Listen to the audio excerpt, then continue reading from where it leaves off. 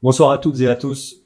Nous nous retrouvons ce soir pour vous présenter notre nouveau coach principal, Jérôme Monnier. Bonsoir. Bonsoir. Bonsoir à tous et à toutes. Jérôme, tout d'abord, pouvez-vous vous présenter en quelques mots? Alors, Jérôme Monnier, j'ai 53 ans. Je suis originaire de Haute-Marne, de Langres, plus précisément. J'ai intégré le centre de formation à l'âge de 15 ans au Stade de Reims. Et puis après, je fais une carrière professionnelle d'une dizaine d'années dans différents clubs, en Ligue 1, Ligue 2, un peu de national également. Et dès la fin de ma carrière, je suis passé en tant qu'assistant coach dans des staffs professionnels, ce que j'ai fait pendant une quinzaine d'années, dans des clubs de Ligue 1, de Ligue 2. Ça va de Sedan à Dijon, à Reims, à Sochaux et à Valenciennes. Et j'ai également travaillé 4 ans à la formation, précisément au Stade de Reims avec l'équipe réserve et le groupe Pro 2. Donc, la réelle expérience que vous allez pouvoir apporter au Racing Besançon. C'est tout ce que j'espère. En tout cas, oui, ces expériences, elles m'ont beaucoup enrichi. C'est des années passées sur des bancs de touche, c'est des années passées sur les terrains, faire des séances, c'est des années passées auprès de coachs de renom. Donc, effectivement, une expérience très riche. Roland, pourquoi avoir choisi Jérôme plus qu'un autre? Expliquez-nous. Alors, pour différentes caractéristiques ou différentes compétences. Jérôme, parce que tout d'abord, il a une filiation de la formation dans son cursus. Et vous savez que c'est un projet qu'on a lancé il y a un peu plus d'un an, une bonne année, de faire travailler notre vivier, de faire grandir nos joueurs de la formation. Donc ça, c'était la première caractéristique. Ensuite, ayant travaillé dans des univers professionnels, amener de la rigueur, amener des caractéristiques, on va dire, de travail pour les garçons, qui seront le plus proche possible du monde pro, même si aujourd'hui nous ne sommes pas professionnels, on se prend pas pour qui on n'est pas. Et puis la dernière chose, donc forcément, avoir les entretiens, c'est la prise de référence et tous les échos qu'on avait eu des personnes qui ont travaillé avec Jérôme ressortaient toujours la même chose. Sur sa convivialité, sur le rapport aux autres, qui était excellent. Et ça, pour moi, on va dire, dans la continuité du projet Racing, c'était très, très important. Donc, prise de référence, compétences, et puis expérience. Donc, c'est les trois caractéristiques principales que j'ai retenues. Jérôme, vous habitez Dijon. Comment vous allez allier ces trajets Dijon-Besançon, Besançon-Dijon? Je vais tester. Là, je viens de tester le TER. J'ai fait l'autoroute. Enfin, c'est une chance. Les deux villes sont en proximité. Il y a des axes de transport qui sont très faciles. Donc, voilà, que ce soit le train, la voiture, la possibilité aussi de résider quelques nuits ici par semaine. Voilà, c'est vraiment pas un souci. Roland, le fait que Jérôme n'ait jamais entraîné en tant que numéro 1, a-t-il été un obstacle? Alors, pas du tout. Non, il n'a pas été un obstacle parce qu'il a été éludé assez vite. Cette question est arrivée rapidement quand on s'est rencontrés. Tiens, dans votre parcours, vous avez plein de belles expériences et numéro 1. Donc la réponse a été assez directe. Ça m'a plu en disant moi mon choix c'était d'être dans des staffs pro. Oh, c'est exact. À rigueur répondez à vous parce que je coupe. En fait. Quand j'ai fini ma carrière professionnelle, mon idée c'était d'entraîner au plus haut niveau possible. Et le chemin le plus court pour entraîner au plus haut possible, c'était d'être assistant. Et j'ai fait adjoint pendant des années et j'avais aucun problème d'ego sur ce poste. Je prenais vraiment du plaisir au quotidien avec les joueurs et dans ce rôle. J'ai pas le diplôme pour entraîner en Ligue 1, en Ligue 2 aujourd'hui, donc la question elle se posait pas pour moi. J'ai pas voulu le diplôme parce que mon idée c'était de suivre des coachs et de continuer ma carrière comme ça. Et puis voilà un petit peu le déroulé de ma carrière, ça s'est fait uniquement comme ça parce que j'aspirais vraiment à la Ligue 1, j'espérais même un jour jouer, intégrer un staff qui fasse l'Europe, etc. J'ai eu la chance de travailler au Mali pour vivre une CAN. Mon idée, c'était ça, de vivre des compétitions au plus haut niveau possible.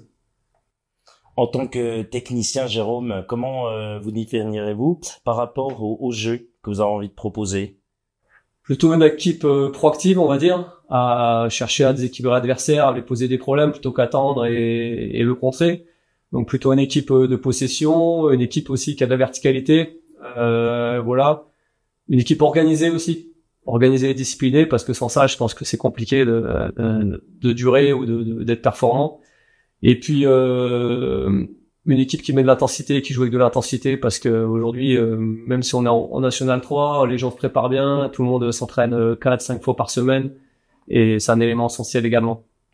Roland, un mot sur le staff choisi pour accompagner Jérôme dans ce challenge? Oui, mais tout d'abord un staff qu'a validé le coach en arrivant. Nous, on a proposé un staff dans la continuité, donc avec les prépas physiques, Lucas Spielmann, Hugo Bono, Corentin Racard qui arrive sur la partie analyste vidéo, et puis un adjoint qui fait partie du club, qui fait partie du Sterail, qui fait partie de la famille Racing, qui arrive dans le staff, qui est Pablo Trinita, qui va compléter ses actions pour lesquelles il est déjà engagé pour le club. Jérôme, est-ce que vous avez eu l'occasion de voir un ou plusieurs matchs du Racing Besançon? J'ai effectivement récupéré quelques matchs en vidéo. J'ai pu voir qu'il y avait un vrai travail qui avait été fait la saison passée. Une équipe agréable à avoir joué, avec une doublette offensive avec Raphaël et Sabri très performante. Voilà, donc on va dire qu'il y a vraiment des bases intéressantes dans cet effectif. Toujours pour vous, Jérôme, est-ce que vous êtes content du début du recrutement avec l'arrivée de Tim Journeau, Elias Rigaud et Matteo Fenolard? C'est ce que j'ai dit au président il y a 48 heures, je crois. Je pense que de tous les clubs que j'ai fait, c'est la première fois peut-être où je vais démarrer une saison avec 95% d'effectifs constitués. C'est extrêmement rare, quel que soit le niveau où on est. Donc ça, c'est une vraie chance. Donc ces joueurs-là, effectivement, ils m'ont été présentés par la cellule de recrutement. J'ai validé les profils parce qu'ils correspondent aux attentes, ils correspondent à la mentalité que recherche le club, à l'ADN du club. Et non, je suis vraiment satisfait du recrutement et de l'effectif qui est composé. Roland, faisons donc un point sur ce mercato. Où en est-on? On peut souligner une nouvelle fois les valeurs du Racing Besançon avec cet ancrage régional.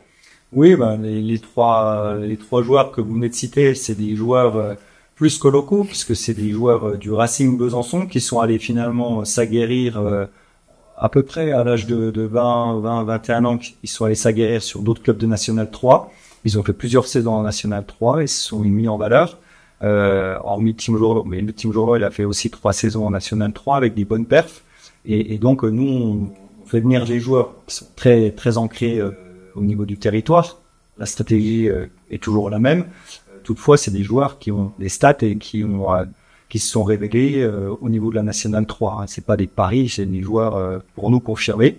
Et puis il y a 3 joueurs qui vont arriver, compléter. Donc vous rappelez 4 joueurs non conservés, 2 départs et demi. Allez, parce qu'on m'a dit Adem Zenati, donc Adem Zenati qui était à U19, mais il a fait quelques matchs, donc 2 à 3, et donc ils sont compensés par 6 arrivées, qui seront annoncés au fur et à mesure jusqu'à la reprise. Jérôme, quels sont vos objectifs à titre personnel et collectif? Alors le premier objectif pour moi sera de m'intégrer au plus vite, de comprendre le fonctionnement de ce club et ses valeurs, etc. Également d'apprendre à connaître très vite l'effectif et intégrer au plus vite les recrues. Et puis après, dans un deuxième temps, et ça va être notamment pendant toute cette préparation, ça va être de mettre en place ma méthodologie d'entraînement et puis le projet de jeu, parce qu'il faut que les joueurs adhèrent. Si les joueurs n'adhèrent pas à quelque chose qu'on propose, c'est toujours compliqué. Donc voilà, il va y avoir un gros travail qui va être fait là-dessus. Ça sera la première étape. Et puis après, collectivement, c'est vraiment tirer le meilleur de cet effectif, faire progresser individuellement et collectivement l'équipe. Il y a un gros travail qui doit être fait sur les jeunes, parce qu'on a beaucoup de jeunes post-formation, donc ça c'est quelque chose qui m'intéresse particulièrement aussi. Voilà, un petit peu les axes que je me suis fixé pour ce début de saison, et puis dans la continuité dans la saison.